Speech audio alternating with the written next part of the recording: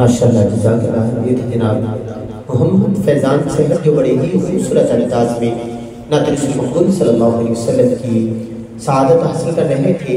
ماشاءاللہ اس وقت ملک پاکستان کے عظیم ثناخانوں میں نام رکھنے والے حافظ احمد رضا صاحب اسٹیج کی زینت بن چکے ہیں. ماشاءاللہ کچھ دن پہلے بھی تشریف لائے اور لوگوں نے بڑا سراہا اور اسی بنا پہ آج پھر انہیں یہاں پہ دعوت دی گئی. اللہ تبارک و تعالیٰ ان کی آواز میں اور سوز و انداز پیدا فرمائے. ماشاءاللہ قبلہ قاری محمد رفیق نقشبندی صاحب بھی تشریف لا چکے ہیں. جیسے ہی وہ اسٹیج کی زینت بنتے ہیں تو انہیں انشاءاللہ فوری طور پہ نعت رسول مقبول صلی اللہ علیہ وسلم کی سعادت حاصل کرنے کی دعوت دے دی جائے گی. عزیزان گرامی، یہ محفل کوئی عام محفل نہیں بلکہ یہ محفل غریبوں کے غم گسار کی محفل ہے. یہ محفل کائنات کے شہریار کی محفل ہے. یہ محفل نور جزاں کی محفل ہے. یہ محفل افضل مرسلات کی محفل ہے. یہ محفل حامل قرآن کی محفل ہے. بلکہ میں کہوں گا کہ سج گئے یار کی محفل کو سجانے والے، سج گئے یار کی محفل کو سجانے والے، میرے آقا کا میلاد منانے والے، اپنے ہر عشق سے پلکوں پہ چراغا کر لو، کیونکہ میرے آقا ہیں اس بزم میں آنے والے، کیونکہ میرے آقا ہیں اس بزم میں آنے والے. اور یقیناً آپ ہر عاشق کے گھر تشریف لاتے ہیں. ہمارے گھر میں بھی ہو جائے چراغا یا رسول اللہ. اسی کے ساتھ نعت رسول مقبول صلی اللہ علیہ وسلم کی سعادت حاصل کرنے کی دعوت دے رہا ہوں.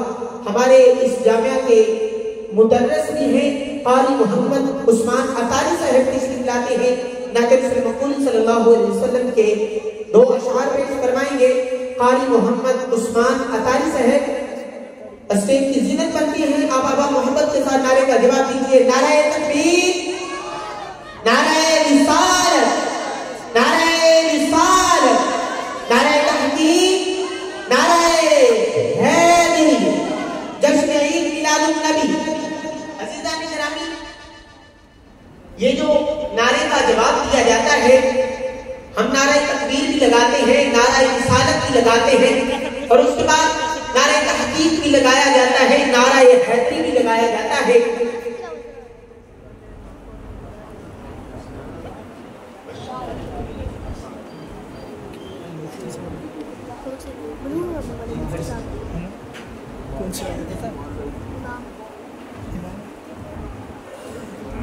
عزیزان گرامی،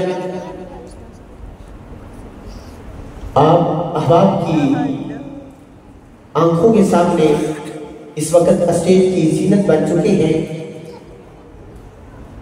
قاری قرہ، ذیشان القرہ، فخر پاکستان، میری مراد جناب قاری محمد رفیق نقشبندی صاحب تشریف لا چکے ہیں. میں انہیں بلا تاخیر تلاوت کلام الہی کے لیے دعوت دوں گا. اسے قبل سماعت کیجئے کہ قرآن کیا ہے. قرآن ہے نعت مصطفیٰ کا دل نشین بیاں. قرآن ہے نعت مصطفیٰ کا دل نشین بیاں. قرآن میں ہے مدحت آقا دو جہاں. قرآن کا رب جہاں کا کلام ہے. قرآن کا رب جہاں کا قیام ہے. قرآن پاک میں ہے سبھی خشک و تر نہا. قرآن پاک میں ہے چھپی ساری خوبیاں. قرآن پاک شان رسالت معاد ہے.